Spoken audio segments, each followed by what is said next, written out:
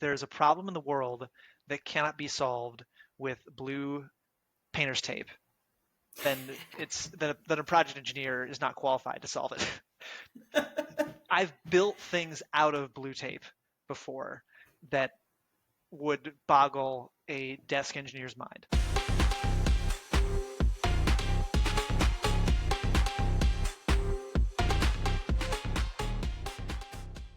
Hello and welcome to the Management Under Construction podcast. I'm Dee Davis.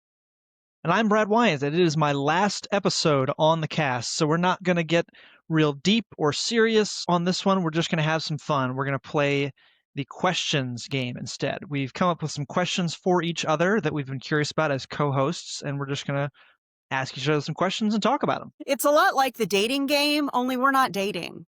It's the podcasting hosting game instead of the There dating you go. game. It's the podcast host game. We'll probably ping pong back and forth a little bit here, but we'll start with a question for Brad. Brad is a big foodie, and I know this about him. Before we started recording today, he was telling me about what he ate, which of course is something that he likes to cook. So I knew he made it himself. So Brad, what is your favorite kind of food? French food is my favorite kind of food. Have been around French culture since I was a little kid. One of my best friends in the world, Isabel Bonneau, her family moved to the United States from France, and her mother made me a lot of French food when I was hanging out at their place. I learned how to make bechamel with them. I learned how to cook all these incredible things. And there's just such a warmth and richness to French food that I really can't get over. There's so many things there that just hit the soul. French onion soup. That is my answer to what my favorite kind of food is. So Okay. my question for D is, what is the best project you've ever worked on? The best project I ever worked on was a project out at University of California, San Diego in California. It was the best project because it was truly the best project team. Our team spirit and togetherness came from the top down.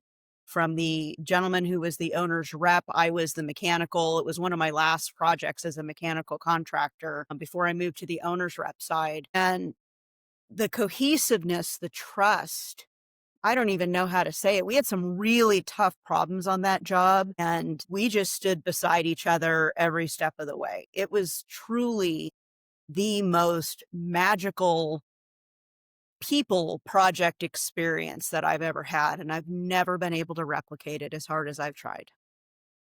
Sounds magical. It sounds pretty special.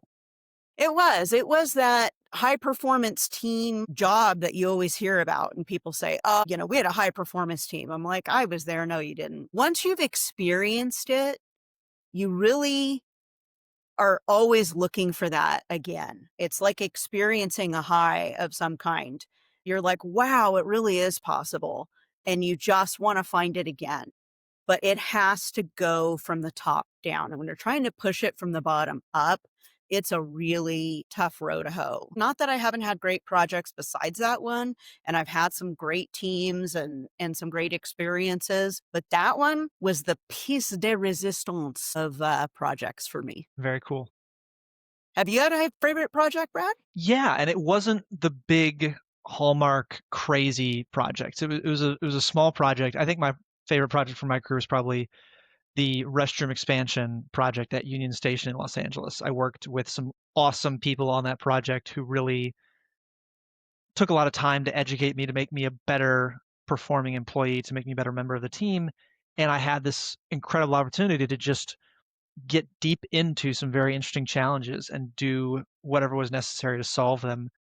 Built some great relationships with people, and it was something I was proud of when we were done. The results that we were able to achieve, especially under the circumstances of that project, were great. I struggle to think of a time in my life where I was more positive about my career and about what I was able to achieve in that role. I was just learning new every day, being challenged by the people around me, being supported, and getting to do cool stuff.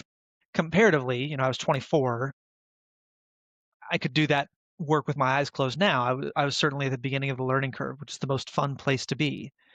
but it was a wonderful time. It was a really special thing. Nice. Well, one thing you and I have in common is we both lived in lots of different places. We've lived all over the United States. So I got to ask you, what has been your favorite place to live? I like DC an awful lot. I think it's a really cool city. Moving here during the government shutdown when you can't go to museums kind of sucked. So I'm excited that the government's back open now and that I can go to museums again. But I think Denver has this beat by a mile. There's just the mountains and the outdoorsy activities so near, and housing's a lot more affordable out there. Families out there for me, which is big. I really like Denver. Denver is pretty darn cool. So, what was the most challenging engineering problem that you ever solved, do you think, D? The most challenging engineering problem I ever solved, one that genuinely gave me sweaty palms, was an interoperative MRI suite that we designed and built. It was the second one in the whole world that was ever done. So it was not like we had a lot of examples to to go from.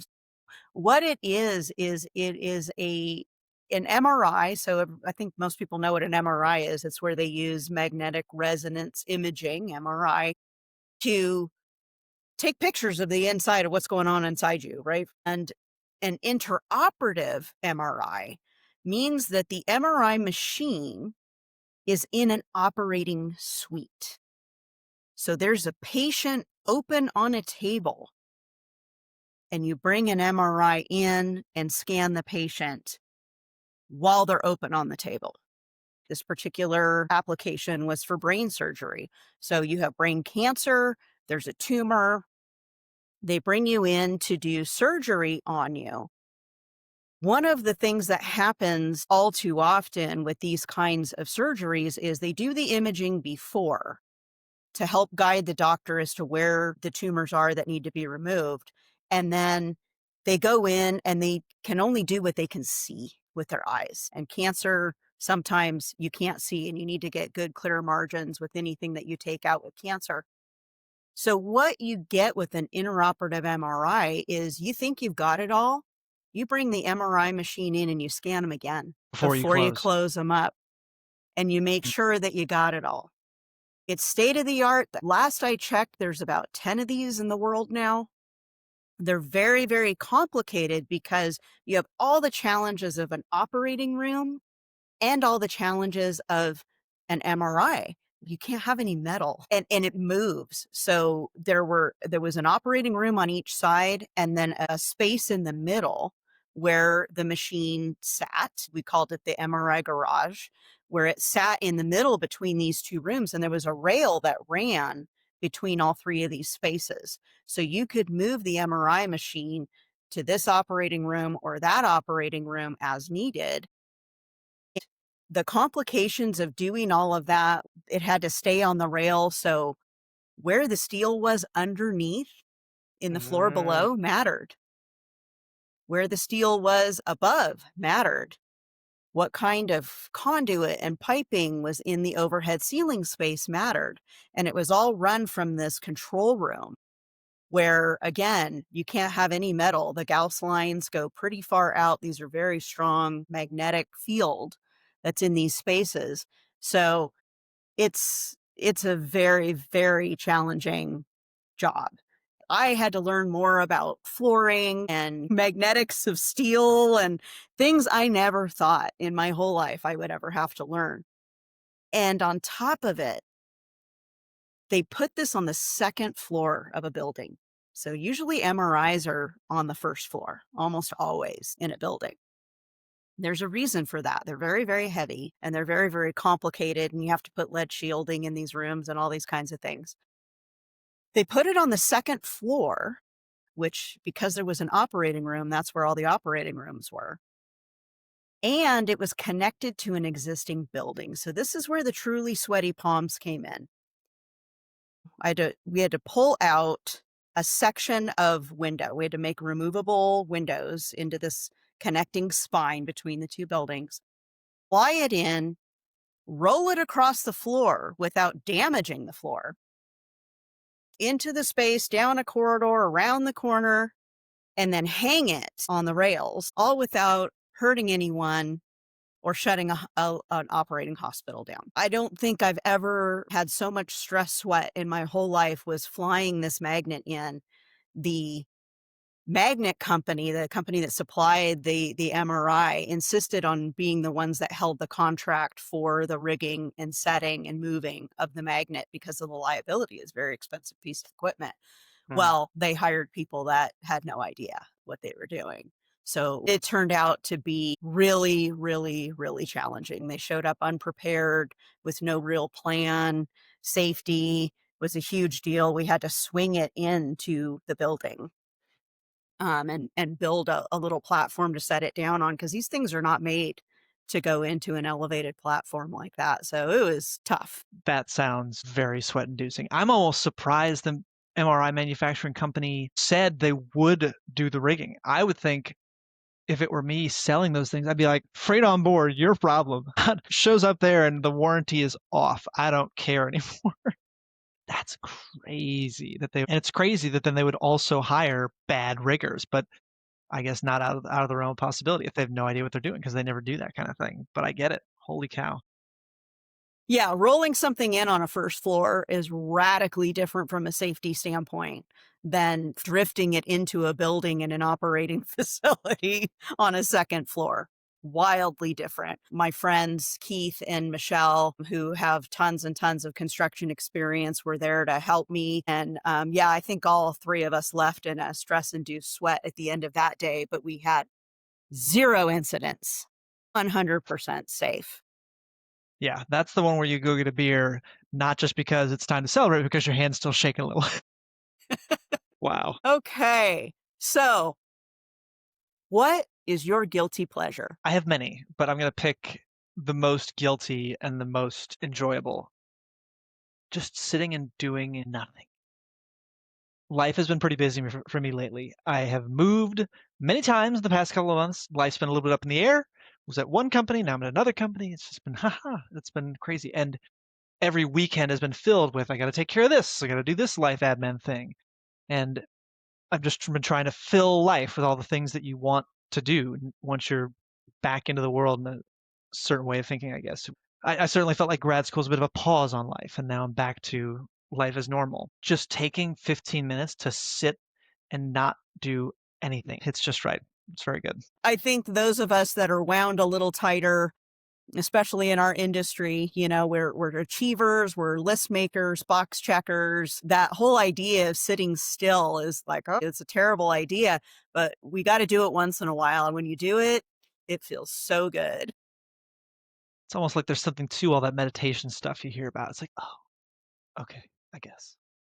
I'm going to have to learn to meditate one of these days. The thought of sitting still like that and just being emptying my mind and being silent is a tough one for me to grasp. So, Dee, my question for you now is when did your career shift from just solving technical problems every day to solving people problems? Did it ever shift back and forth? Did you ever say, okay, now I'm going to get back to the technical side, then get pulled back to the people side? I don't know that I could say if there was any dynamic shift in my life, it's when I changed roles from a project engineer to a project manager. Now I'm managing bunches of people and teams, and that became way more about managing people, but I've never gotten away from solving the technical problems. To me, that's the fun part, and the part that I've never really wanted to let go of. The planning for difficult operations, looking at something in the field, going, wow, that didn't work the way we thought it was going to. How are we going to fix it? Sometimes there's stupid little problems like I remember in this one building, we had these really, really high ceilings in an elevator lobby, and we had to fit a fan coil in there for some cooling. And with the steel the way it was and everything, it just wouldn't fit. It absolutely would not fit, and they would not lower the ceilings. So we problem solved for weeks before we figured out how to do this. It just dumb things like that. I think about that every once in a while, and I think, I love getting into the weeds with that kind of stuff and figuring out whether I'm a project manager, I'm an owner's rep, I'm project executive role. I get pulled into those technical problem solving items because that's my background and I'm good at it and I love it. So it goes back and forth a lot. That's good. I think variety is the spice of life. If it had gone straight from all technical challenges to all people challenges, that's the kind of thing that helps people burn out faster, I think, in our industry. Keeping some proximity to that real world stuff, to the indisputable nature of those physical problems where it's like this did work or did not work. That's a very satisfying thing. Yeah, I love that. Okay, what unfailingly makes you happy? Baking or cooking. At least if I'm not under some kind of incredible pressure where there's like, it's 9 o'clock and people have been waiting for their food for 2 hours, which hasn't happened to me since a long time. I've been much more on top of the ball with my cooking in the past 6 or 7 years than that. Although that did happen when I was first learning to host a dinner party. It's like, oh, this is taking longer than I thought, and I'm out of my mind, and my people are hungry. Just being able to be in the kitchen, make food with my hands, and then eat it and enjoy it, that makes me happy every time. That, driving my car, my little Porsche 911, I could be miserable, and I get behind the wheel of that car, and it's just like the world's better all of a sudden. It's all good. It's all good. Which makes me miss it very much being out here in DC. But $350 a month to park, what government employee can afford that? Oh my goodness. Well, that goes back to our last episode about urban sprawl and the cost of parking in urban areas. Wow, 350 Yeah, a month. I'm just gonna have to find a way to afford a house and go move out to Virginia or something. Lots of walking and bike riding. That's what that means. Bike riding makes me happy. That's one thing I've talked about a lot is that if I can get physical activity in during the day. Going to the gym kind of sucks. It's just like, okay, gotta do the thing to make my body the minimum amount happy that it should be. But biking, it's like, oh, there's this challenge and I'm moving and faster. And I like that a lot. Although I show up to work sweaty a bunch because I like going faster. But that's another thing that makes me happy no matter what, is just getting on two wheels and leaning. It's just great. Awesome. I can so see you doing that right now. Alrighty. Why did you leave the Navy? A lot of people on their long-term listeners of the cast will know that Dee is a veteran of our naval forces, and I was curious about when you left and why. Left at 8 years in, and I really didn't go in intending to. I guess I kind of went in assuming that I was going to retire out of the Navy at some point, make a career out of it. And most people, if they have a military career and then they might be in for 20 or 25 years and then they get out and have a whole nother career because you're still very young. But for me, what did it, my ex was also in the Navy and we started having kids. And when the Navy came and said, hey, since you're both in the Navy, you need to fill out this form that says who's going to take your kids when you both get deployed, because this time frame was Desert Shield, Desert Storm happened in 1991. My son was born in 1994, my daughter in 1996. So we were still in the Gulf at that time and were for a very long time after that. And they said, you got to fill out this form and say who's going to raise your kids when you both get deployed, because there's a fair chance that could happen. And my response was no one. It's raising my kids but me. And I got to be honest, young and dumb, I didn't even think about that. It simply never occurred to me that we could both get deployed. So I just did not re-up after my 8 years was over. I said, adios. That is a brutal form.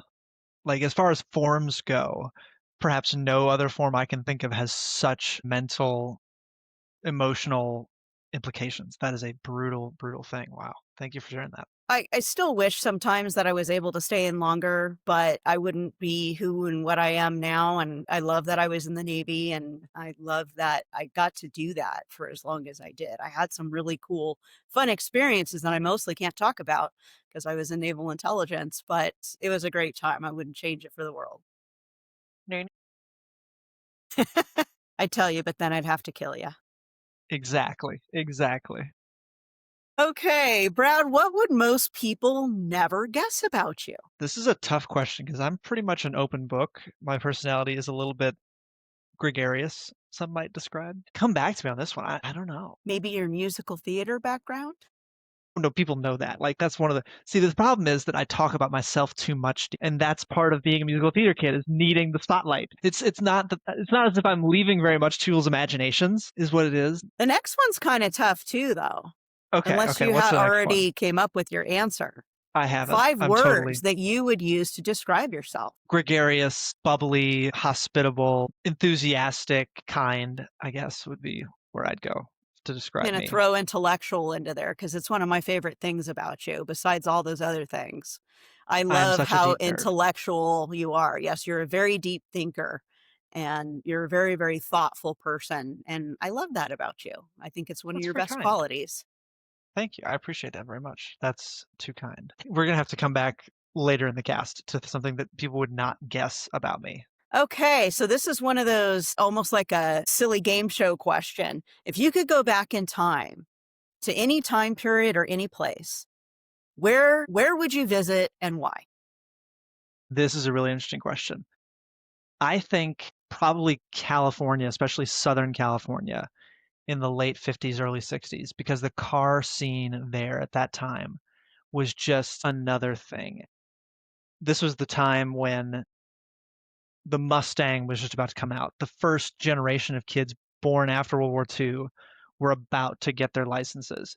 And I think the racing culture, the surfing culture, the beach vibe of that time would just have been such an idyllic place and time to be. LA traffic wasn't horrible yet.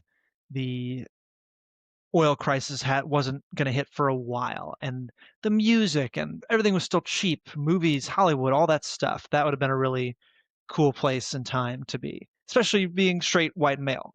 Let's acknowledge that it's a lot easier for me to answer this question than a lot of other people. But yeah, I would have had a Woody and a tiny little house that I rented with some friends, and we would have had our surfboards in the back of the Woody, and we would have been cruising around saying really silly pickup lines to girls and cruising and eating hamburgers and drinking milkshakes, and it'd been great.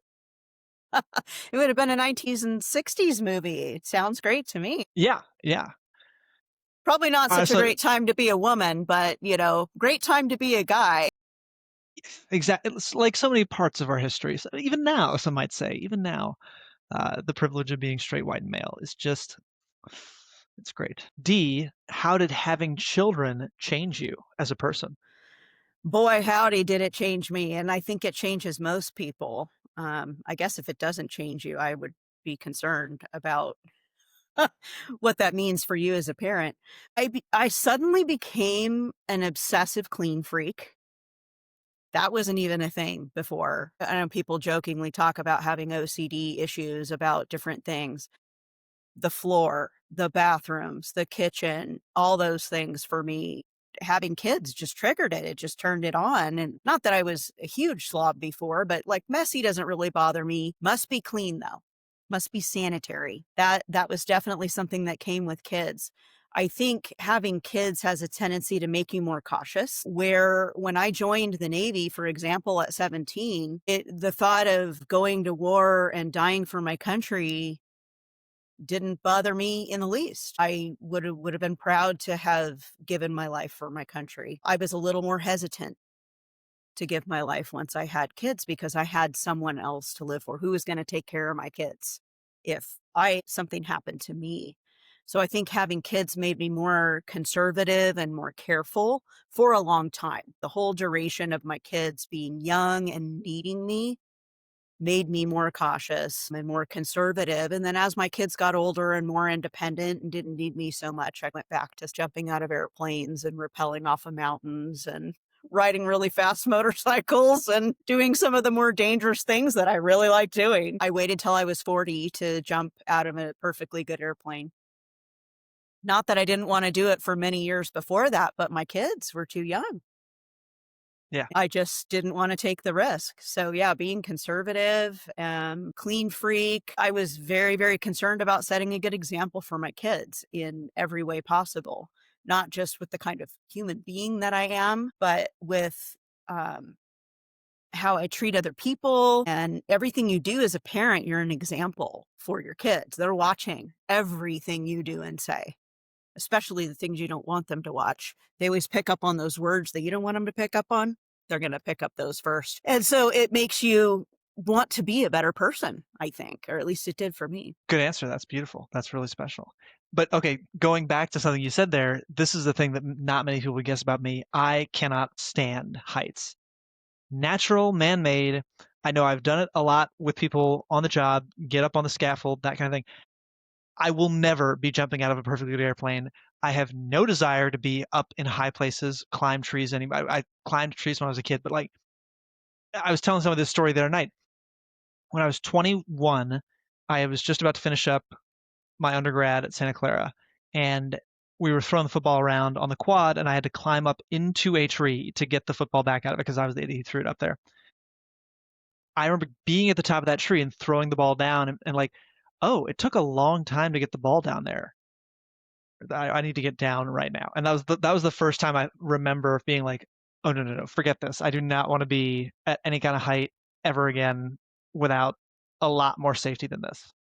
And just so you know, I'm editing out the first F word that he uttered.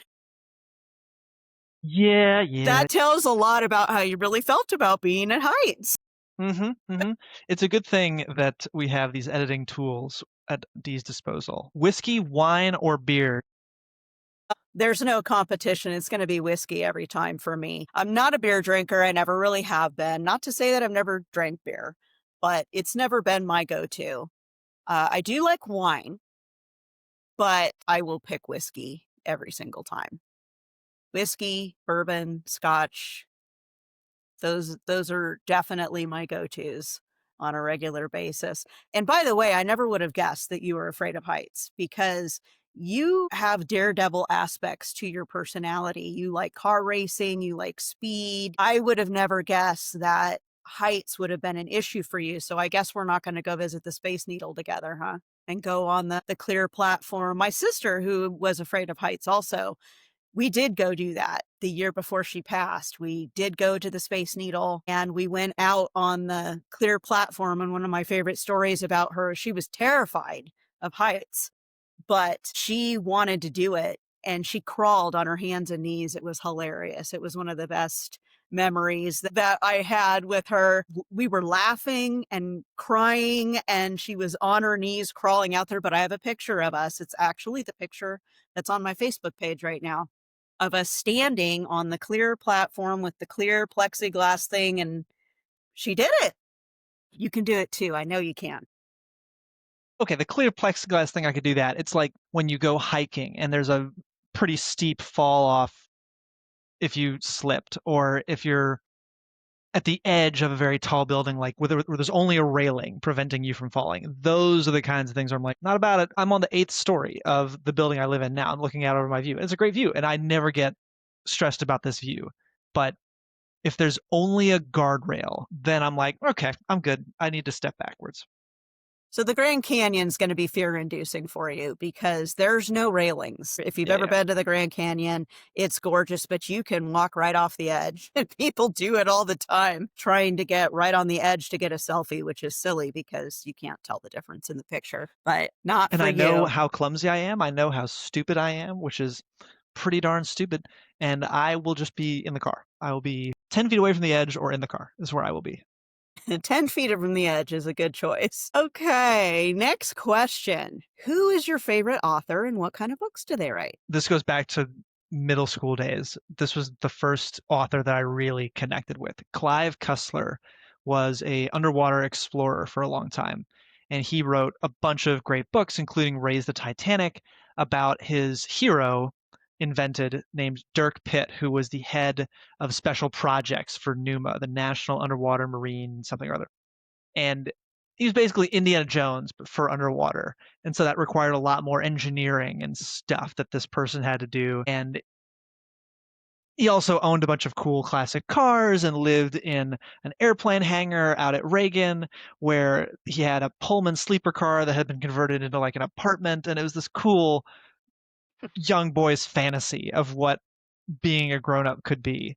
And different girl in every book, all this great silly stuff. Gun chases, car chases and gunfights and all that. I read those books cover to cover, staying up until midnight, just deep into that. That was my book. That was my author.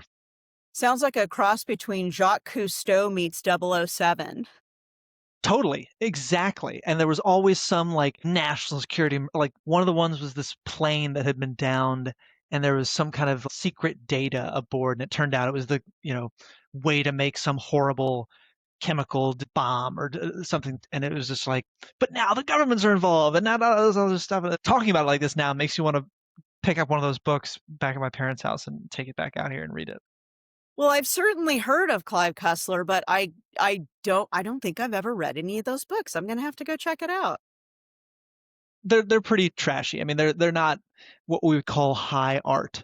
My grandmother always called things high humor or low humor or high art or low art, and they're definitely low art, but they're art. And there's a museum where a bunch of his cars and some of the relics from different diving adventures he's been on live out near Boulder. If you ever want to check it out, it's a fun afternoon if you've got nothing else on, especially if it's a rainy day.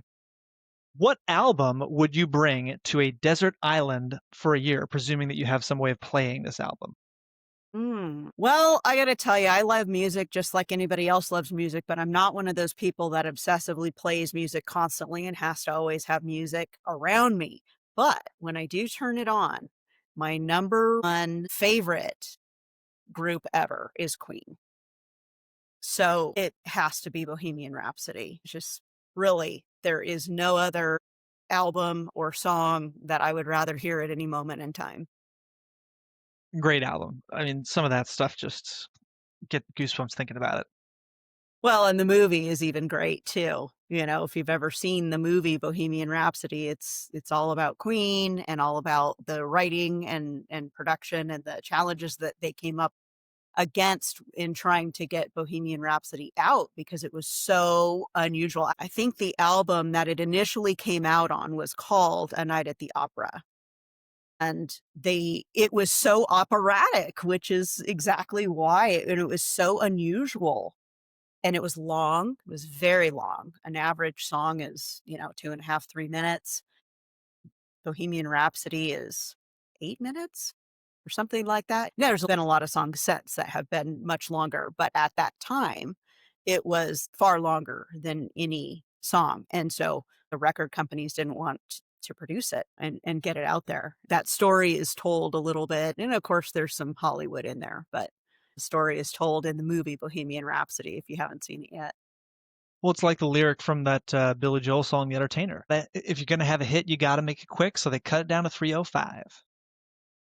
I know a lot of Billy Joel songs, but I don't know if I know that one. I am the entertainer, I know just where I stand.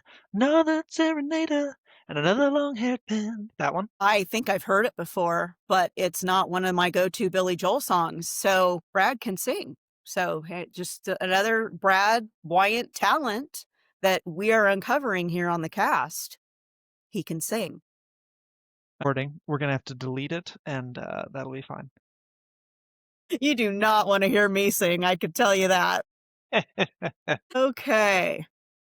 If you could go back and change anything about your career path, what would it be? I think I probably would have stayed in Northern California after I got the degree from Stanford a little bit longer. I had a really good relationship with a lot of people at the company I was working for before I went to grad school there, and I had a lot of friends in the Bay Area that I didn't realize that I was leaving at the time.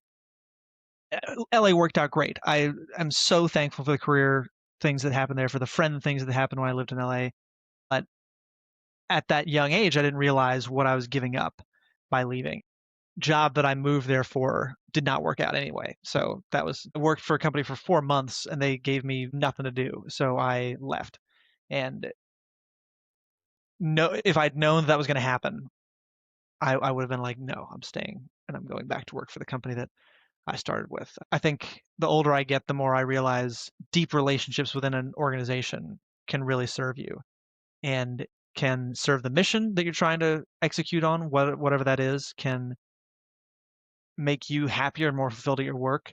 Maybe leaving those relationships that way helped me realize that. So maybe I don't regret it after all. But that would be the one thing I would do differently, I think. And it's this is a bit more of a fun question. How much money would you have to have before you paid $10,000 per flight for the NetJet experience and flew private everywhere you went? As somebody who flies all the time, the idea of being on a private jet, being the only passenger on a private jet sounds delightful. Mm. Okay, before we get to the money part, I will say that I have flown on a private jet one time. I was Okay, so you not got to the tell only that story. passenger. I gotta tell that story. I was not the only passenger, and it wasn't like you see on television. So when you see on television, it's always 3, 4, 5 people in this jet that's made for 30. And there's all this space, everybody's all spread out, and you have all this room. That was not this experience. This experience was a vendor. They flew me and several other people up to their factory in Oregon. So we went from San Diego, California up to somewhere Oregon. I can't remember exactly where. And the owner of the company lived in San Diego, so he had a private jet that went back and forth pretty often. Well, they would only take you in the jet. They would book it if they could fill it. So the jet sat, I don't know, 6 or 8 people, and every seat was full. It was not a spacious and luxurious process. The seats were nicer than going on Southwest or United or whatever like that. They were leather seats and, they were nice seats, but you were still packed in like sardines with every seat full. You're climbing over each other to go to the bathroom or move around or do anything. So it wasn't like you see on television. When you watch television shows, they're always somebody's on a private jet and it's this jet made for a whole bunch of people and you have a handful of people on it. Yeah, nobody's flying a jet like that. Well, unless you're really, really rich, right? And then you have your own private jet. So how much money would it take? I'd have to say millions. I would love to do that. I've looked at those things. I've thought about it. As close as I'm ever going to get, more than likely, is my trip to Europe this coming spring. We are paying for the business class tickets when on an international flight, business class is like first class. Yeah. And we're getting the seats that lay down. And that was my big, big ask. I've been putting this trip off for a really long time because I don't sit still very well. Anybody that knows me or has traveled with me, I don't do long car trips because of this. Flights, I'm good for like 2 hours. Beyond that, I'm starting to get pretty antsy. So when I've gone on trips where I'm flying for 10 or 12 hours, it's a really struggle. We have to go to the East Coast and then we hop over. It's a very, very long flight from the East Coast to Europe, and they know me. I can't sleep on planes. There's no way that reclining 1 to 4 inches is going to help me. So, for my own enjoyment and for my poor husband who has to go with me, we're booking business class. It's gonna rule. There's this Instagram profile called Sunday Scaries that has all these great Instagram pictures of the wealthiest, most successful like pop stars and models and all them doing their lives. And one of them today was a woman sitting in the business class seat that folds all the way down, wearing like some elaborate, probably $100 face mask with a glass of champagne balanced on her head. Very like snooty, very snotty. But it makes me so happy to know that you will be there enjoying that to its fullest. That is totally the way this should go. This vacation will be a dream vacation for you, and that is going to be the beginning of it. That just rules. I think that's so cool. Yeah, there was a moment there when we got the price for the plane tickets that it was like, "Oh my goodness, are we really gonna do this?" And we compared the prices and I finally just said, "Listen, if there's anybody I know, it's me, and I am going to be a train wreck when we get to Europe if I save the money and pay half as much for the plane ticket." And yes, I'll have a few thousand extra dollars, but I will be tired and cranky and I won't have slept. And the way it works when you fly to Europe is you fly overnight. And so we're landing in France at like 9 o'clock in the morning, France time. And we've got the whole day. I don't want to blow it. I don't want to blow 1 minute of it. We got to get together on the French food. And I know we're going to go get together, I think, this next weekend in person. And I got to get some French food tips from you because I know nothing about French food. I've had very little exposure to it. And so all I know is escargot, which I know it's a thing, but that's really the only thing that most people know about French food. So you're going to have to give me some tips on what to eat when I'm in France because I'll be there for a week. I will make some notes and try to come to that conversation prepared. But for the sake of the podcast, for the sake of our listeners, I will say the tip with French food is go for the funkiest, strangest stuff you can one night and go for the homiest, most normal stuff you can think of another night. Don't try and mix the two because there's so many great French foods that are so overwhelming from a palate sensation standpoint. You want to just keep your taste levels at that crazy high level for one meal and just be trying stuff that is so different than you've ever had for that entire evening. And then the other evening, you just want to try things that are normal food, but are so much better than the normal way that we make it.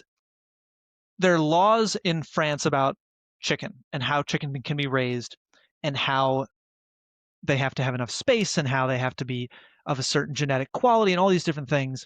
So roast chicken in France is markedly better than any roast chicken you might find at a restaurant in the United States. Flour in Europe, they are much more constrained about the way that they process and raise and grow flour.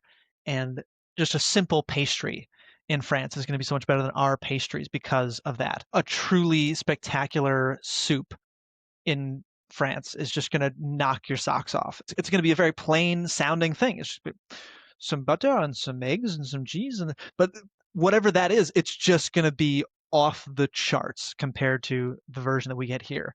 So go big and then go very homey on another night. That's my advice with French food.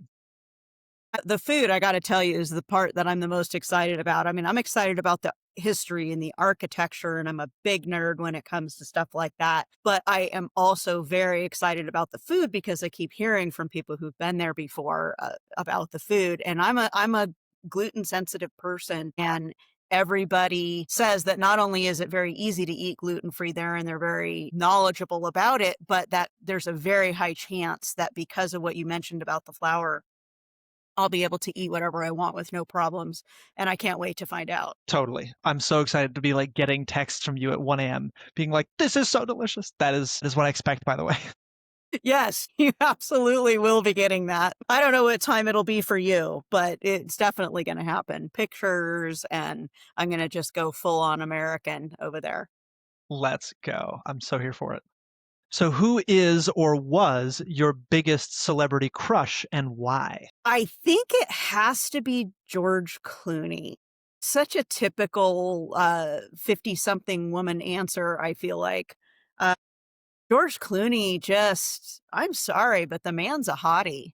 He always has been, and he always will be, I think. I mean, Tom Selleck is probably a close second.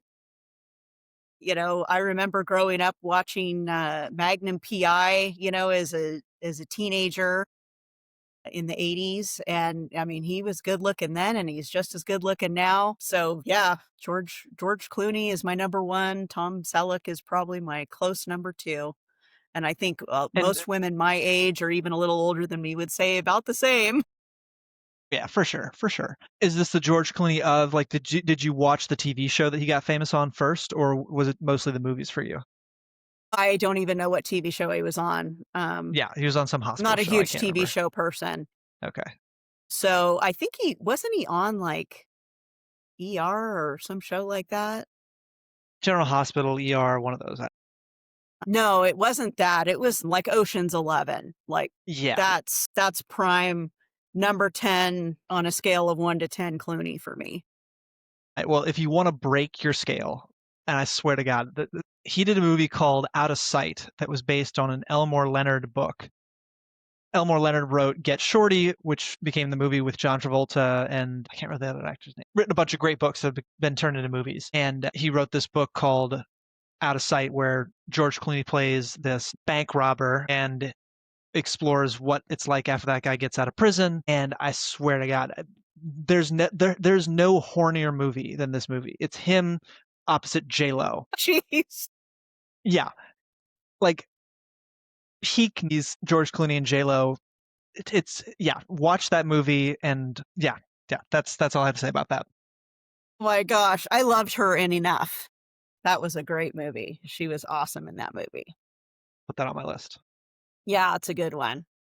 Okay. Besides Management Under Construction, which I know is your favorite podcast, what's your next favorite podcast? This is a tough one because I listen to a bunch of different car podcasts. It's obviously going to be a car podcast. People know me. This is ridiculous. It's going to be a car podcast. Of The course. Smoking Tire is put on by two guys named Matt Farah and Zach Clapman, who are about 10 years older than I am, but are just exactly as big a car nuts as I am and have had some really cool experiences behind the wheel of cars. And getting to listen to them talk about LA car culture and the newest stuff. Frankly, it's gotten to the point now where they've succeeded so much that they pretty much only talk about these like one-off multi-million-dollar hypercars on the cast. They still do the stuff that you and I could buy someday sometimes. But it's like I'm starting to lose touch with it.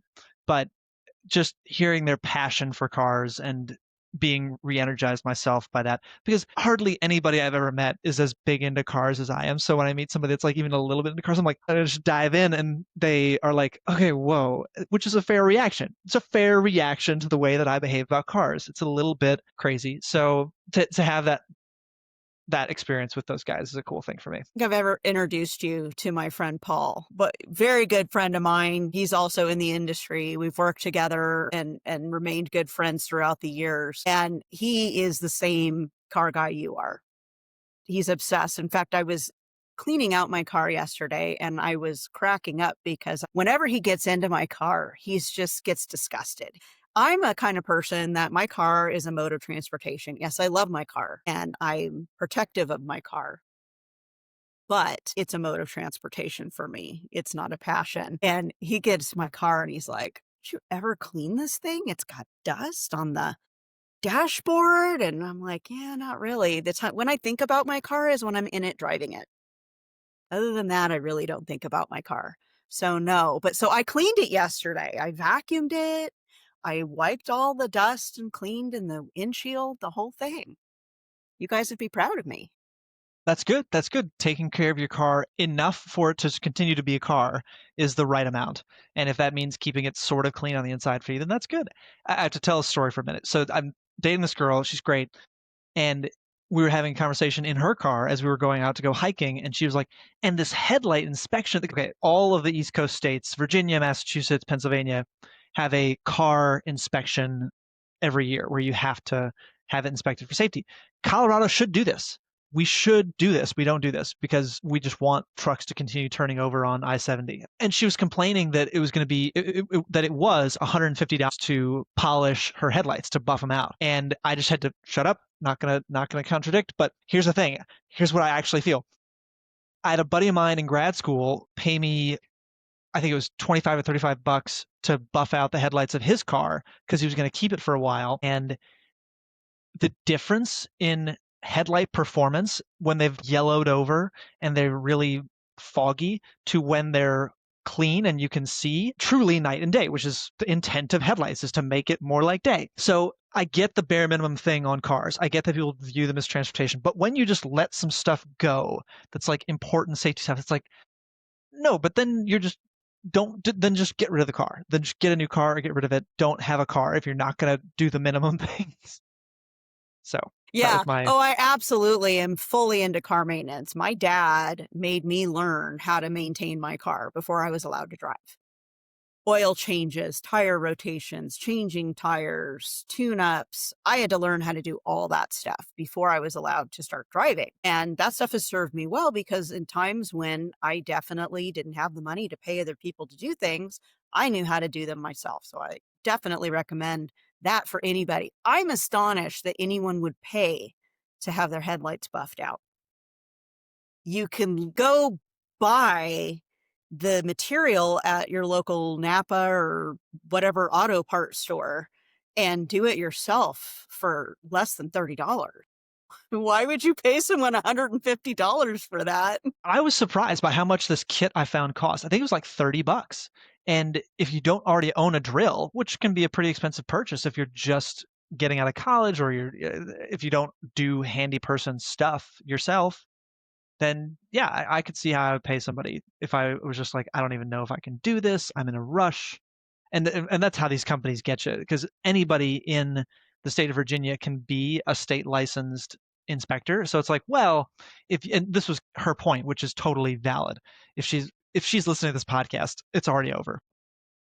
So her valid point was that if you are at this store and they tell you, oh, well, it's just $800 to fix this, that, and the other thing, and we'll pass you right now. And it's like, okay, no, this is just you trying to job me because I'm right here already and it's convenience. Go get a quote from somebody else and maybe they'll charge you $75 to buff out your headlights, especially since you're paying for somebody's labor, for somebody's time. I can't think of a way to make that very much cheaper, like a professional garage that would do the tape off your stuff and take their time. Yes, that's how much that's going to cost in the real world. I'm a do-it-yourselfer for a lot of things, not everything. There are things that I will pay other people to do. But my husband and I both have a tendency to be do-it-yourselfers for lots of things that are really just about labor and not so much about like having a specific skill set. Like it doesn't take any skill to buff out a headlight. It just takes a little bit of material and some labor. I've never heard of this thing until I moved to Colorado. I cannot get over that people spend money on this. Sanitizing your trash cans. Who pays someone to sanitize a trash can? Really? It takes a hose and some Lysol. I, who pays a service to come and do this? I'm blown away all the time about how people spend their money. It would take you 10 minutes and a nickel of chemical and a hose to just do it. Why would you pay someone? But Yeah, I'm judge not lest you be judged. I guess if somebody saw my cheese budget, they would judge, and that would be fair. Truly, to decide that you're going to pay somebody to clean your own garbage cans, like who has this much money? Who are these people? The country is going to hell in a handbasket if that's where we've gone. If that's where we've gotten. We're recording this on November 23rd. The number one indicator of economic recession is not the tech AI bubble. It is not the volatility of the market. It's not cryptocurrency. It's if people are paying to have somebody else sanitize their trash cans. If middle Americans are doing that, it's over, folks. It's not car loan delinquencies. Forget it. These recession indicators are your parents' recession indicators, okay? This is the new recession indicator. yeah, Wow. this is my example of something that I've heard people spending money on that my mind is blown. I cannot believe anybody would spend money on this. Do you have an example of something that you spend money on that might blow somebody else's mind? That would be like, I can't believe you're spending that much money, or that you would pay for that kind of a service. I mean, since I haven't been paid in almost a month and a half, no. Well, normally when you are getting paid. Normally, I really don't. I spend a lot of money on car parts. I spend an embarrassing amount of money on car parts. I have. I don't anymore because the car is pretty much fixed now. Like, okay, so there's a special piece of equipment that you cannot, as a home improvement car DIY person, buy, and it's a wheel alignment tool. You put these special sensors on all four wheels, and you have to line things up and use the lasers, and you get the alignment. I've paid a pretty penny to have that done to the 911 a couple times after some suspension work was done because I want it to be just so. And these guys do it really well. They even put scales under each tire and they change the ride height and they put a 160-pound bag of sand in the driver's seat because that's how much I weigh. And they get it so that it's perfect. And I've paid a month's rent having that done. And it was really good. But it drives so good. It drives so good. Don't The gain digress. any weight or lose any. Yeah, Oh my don't wear a gosh. heavy jacket. No, it's not that sensitive, but it's very good, and I like it a lot. Oh my gosh. Well, that is definitely something I can't see myself as a non-car enthusiast paying for. That's definitely a car enthusiast kind of thing. I got to ask Paul about that and see if he's ever done anything like. Yeah, it's called corner balancing and alignment. That's what it is. Okay. What is your favorite tool at the work site that you just can't live without? All the project engineers of the world will unite with me in this. If there's a problem in the world that cannot be solved with blue painter's tape, then it's that a project engineer is not qualified to solve it. But I've built things out of blue tape before that would boggle a desk engineer's mind. I think blue tape is so useful, so practical. I don't care if it's $10 a roll. That's my stuff. I gotta have it. It's relatively cheap, honestly, compared to a lot of other things that you could be using at a job site. It's pretty cheap. We buy it in 10-pack rolls in my house, and I use it for everything. I love that stuff. I use it to label jars, frozen foods, all kinds of stuff in my house. I am never without my roll of blue tape either. I love It's a it. must-have. It's like your towel and the Hitchhiker's Guide to the Galaxy. So, D, what is your job site tool of choice? Mine is an electronic tool. It's also blue. It's Blue Beam. Yeah, okay, yeah. Bluebeam is okay. I Yeah. don't No, have no, no, no. Bluebeam. I did mean that in terms of like a physical tool. Yeah, yeah, yeah. I would say a physical tool that I just can't live without. It's got to be my measuring tape. I mean, I cannot tell you how many times in my life in this career that if I don't have a measuring tape, I just can't do anything. It's an all-purpose tool, and maybe it's because I used to be a carpenter. I don't know. But if I don't have a measuring tape, I just can't do a darn thing. When was I the first don't time know you learned how to do the thing where you like basically turn it into a slide rule and you measure up with it and you've got it like under your foot and you're like measuring the height of things? That was the coolest thing to learn. my dad taught me that. Yeah, I was that kid that followed my dad around all the time. My dad was a very handy guy. He liked to do things himself. And yeah, he taught me how to use power tools, how to use manual hand tools, all that stuff. I honestly wish that I would have come into carpentry sooner. I've told this story a few times. I think I've mentioned it before on this cast. I've always called myself math challenged. Even though I went through engineering school, I would have never believed that I could have done it. And what made the difference for me was being a carpenter. All of a sudden, the daily use of a measuring tape changed the math landscape for me. I could suddenly do mental math in a way that I never could before being a carpenter. Even though I knew how to use one, I wasn't using it constantly and every day. And there are some teachers out there that swear by teaching kids math using a measuring tape, and I wholeheartedly agree. It made all the difference for me, and suddenly I realized I could do it. That is so cool. I think that's a very interesting, perhaps accidental commentary on our education system. To go on a sidetrack for a minute, I think you're absolutely right. Somebody who gets to use math in the physical world every day is going to get better at it and is going to grow more confident with it. One of my issues with math as a kid was like, is 5 - 7 really -2? Boy, how can I think it is. And okay, I counted. Yeah, okay, it is five. But when you're out on the job site and you're laying out, it's just repetition and it reinforces itself in a very physical way. So maybe if we went to a world where for the students who chose it, they could get out on a job site and start measuring stuff and work with their hands with math. That might be a great way to reinforce some of this stuff. I mean, every math class I've ever taken, I was just sitting at a desk being expected to write the numbers until the numbers made sense. And that's such an abstract way of doing math. This is the solution to an practicalization of math that every math teacher should be thinking about, in my opinion. Yeah, I completely agree. It's like a light bulb went on for me that never. And I took extra math classes and got math tutors and struggled through math. I remember my poor dad, who was very good at math, would sit there and try to teach me. He's frustrated, I'm frustrated. I had the neighbor lady who was a career teacher tutoring me in math because my poor dad couldn't do it anymore. But I never physically did it. There was something for me about that seeing it every day, and I instinctively knew my fractions because I was using a tape measure every day.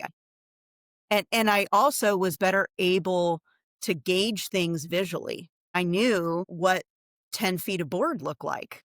I knew what 5 feet of board looked like because it's all practical. I'm seeing it, I'm touching it every single day. And so construction does that for you in ways that I think our kids need to be exposed to when they're in school and all I too agree. often aren't. Yeah, bring those shop classes back for everybody, not just the boys. Okay. Let's get the girls in the shop class too. And everybody should be doing that and learning those kinds of things in that way. And in the perspective that kids gain is massive. And I got to experience that firsthand. Beautiful. Okay, well, I think I already answered this question for me, but what has been the greatest technological innovation in your time, your career in construction? Ooh, definitely AI. There are people out there working on these the AI scheduling tools where you give it recipes for how different stuff gets put together, and then it figures out your budget and your schedule and uses the model to tell you what you need to do. We've talked about this before on the podcast, but the way that the world is going to go is we're going to have fewer and fewer people doing these back office jobs, doing what amounts to an adult coloring book to get the estimation right for projects. And we're going to start turning over these 3D models. They're going to have more features built into them. And those models are going to pop out schedules and they're going to pop out submittal logs and they're going to pop out all the things that we need to do our jobs. And we're going to spend fewer dollars redoing stuff that somebody's already done, and that's going to make the industry more efficient. It's going to reduce mistakes. It's going to improve outcomes for owners, and everyone just needs to get on board with it. It hasn't really developed yet because it's not being branded properly and it's not being explained for the value that it is. I think people are trying to say, we're going to replace your superintendent. No, don't replace the superintendent. It's the same thing with AI throughout the industry. We're not going to replace the 20-year veteran programmers with a coding language that can write some code itself. We're going to replace the entry-level workers, the people who don't need to be learning how to do their first for if loop anymore. That's just going to, you're going to write that into Copilot and it's going to do it for you. Same thing here. We're not going to have some 22-year-old looking at 2D drawings and trying to figure out exactly how many square feet of carpet are in a building because that's a waste of time. And it always was. So nobody's coming for your job if you're a veteran in this business. We're just coming for the jobs that no one wants to do that done poorly really screw everything up. And that's what I think about that. Yeah, and we've talked about this before. I'm never an early adopter of anything. Let me know when it's working, and then I'll take a look at it. And so that's kind of where I'm at with AI right now is let me know when you work the bugs out and it's actually working, and then I'll look at it and consider it as a point of use. But I guess one of the things that I worry about, and I know we've talked about this a little bit too, is that, okay, so we definitely agree that you can't get rid of the people who have all the experience, but when you're taking the beginning steps of those experience away by replacing it with things like AI, how is that 20 something year old going to become that senior person with all that experience if there's no longer an opportunity for them to have that experience and that learning? And I guess I'm a little concerned about that. I think it's a valid concern. I think my reply to that would be that same 20-year-old or 22-year-old is not going to be replaced outright. It's that there are going to be fewer of them required, and they're going to spend more of their time doing the things that we want that 22-year-old to be doing. They're going to spend more time following a superintendent like a lovesick puppy dog, learning the trade. They're going to spend more time with their project manager, learning how budgets and forecasts are built. And instead of doing the rote, boring task, it was like, I know we need to learn this stuff, but we need you to deliver on this boring thing that is just button clicking. They're going to have more time to learn. There are going to be fewer of them. And that's, look, the reality of all careers is that there are going to be fewer and fewer of the people doing that career. And we're going to keep inventing new jobs. There are fewer accountants than there were 10 years ago because of Excel and because of all the other things that we've been able to achieve there. There are fewer carpenters than there were 20 years ago because power drills have gotten faster and because lumber quality has gotten better and because we're not seeing the same needs for human labor that we used to. That's fighting that trend. Good luck.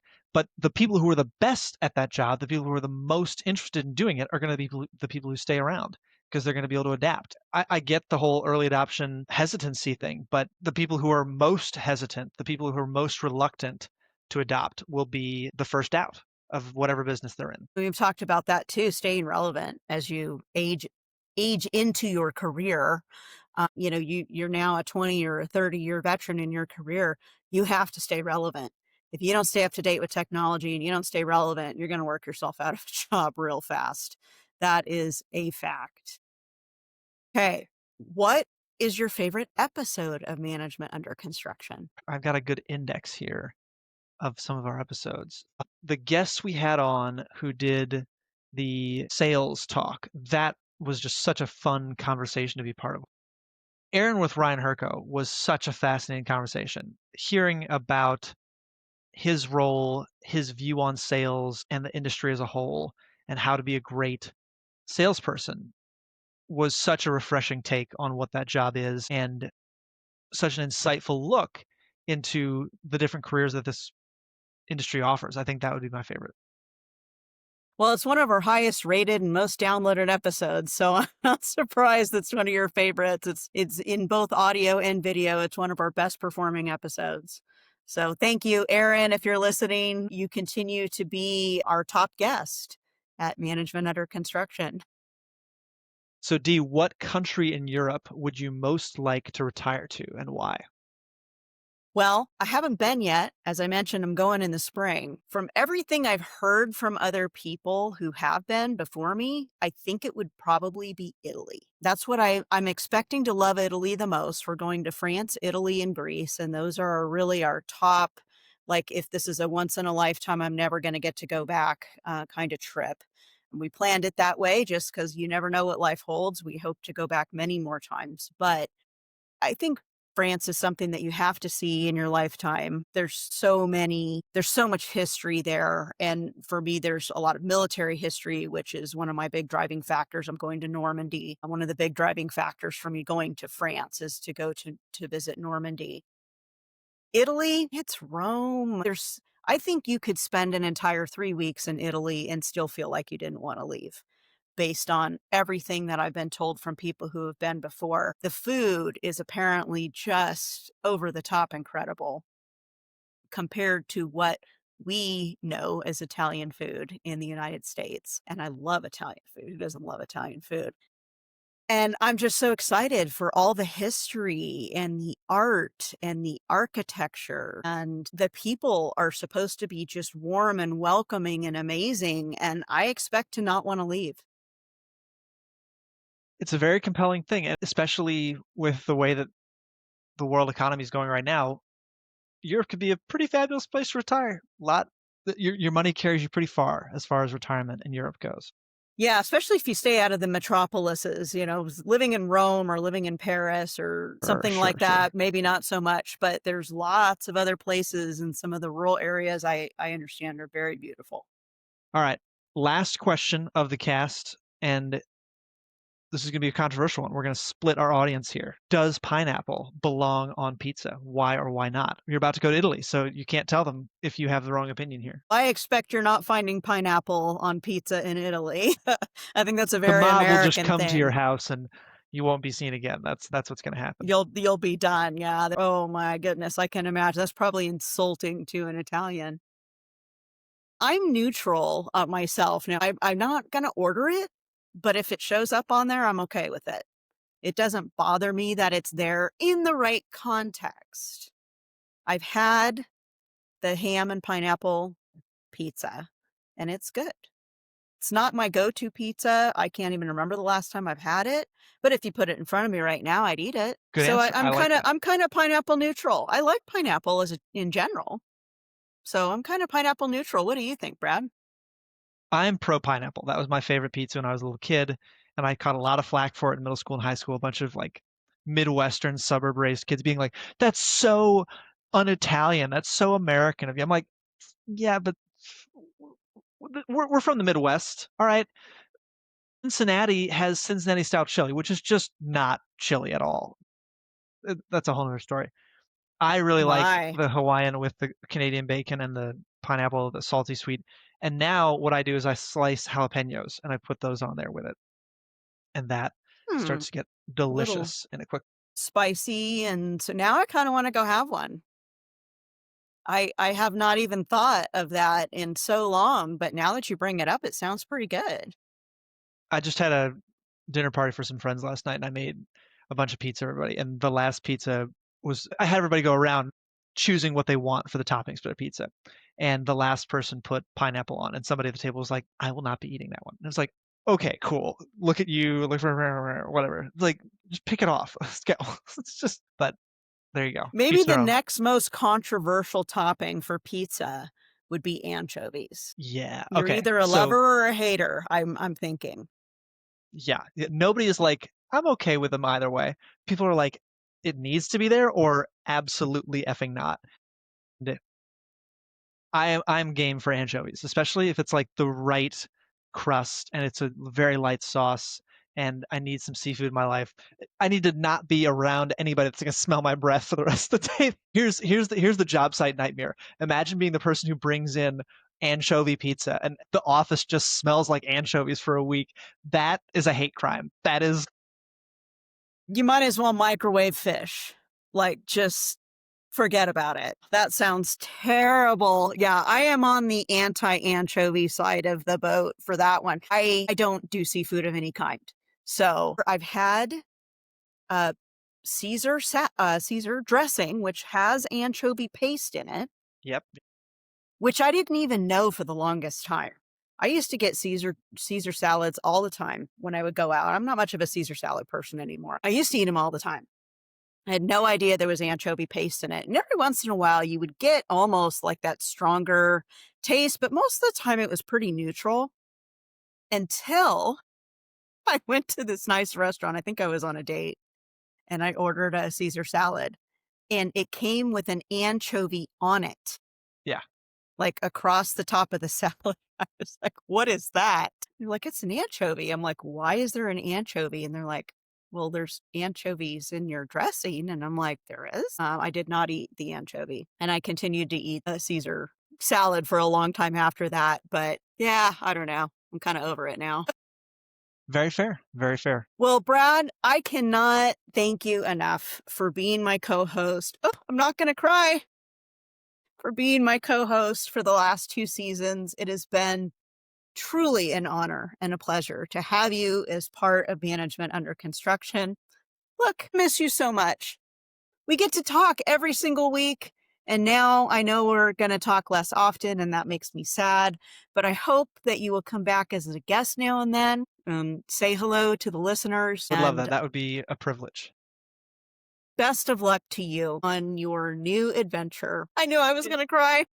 Oh no, you killed me. The pleasure and the honor was all mine. This was such a great adventure to join you on. I am so much a supporter of what you're trying to do in our industry, and hopefully this cast has been a part of trying to solve those problems that we both care so much about. I want to thank the listeners. I want to thank you for giving me the platform that you've given me to talk about some of the issues that I wanted to talk about, and for being a great partner in this journey, and for being somebody who has mentored me, for somebody that I have asked some hard questions in the past, who has given me some hard answers. And it's very rare that people get what we've been able to build here in a career. So I'm just nothing but thankful. Thank you so much. I love you to pieces, and I can't wait to see you next week. And I know our listeners are going to miss you too. Thanks for joining us. We'll see you next time. Love you too, Dee. Thanks so much.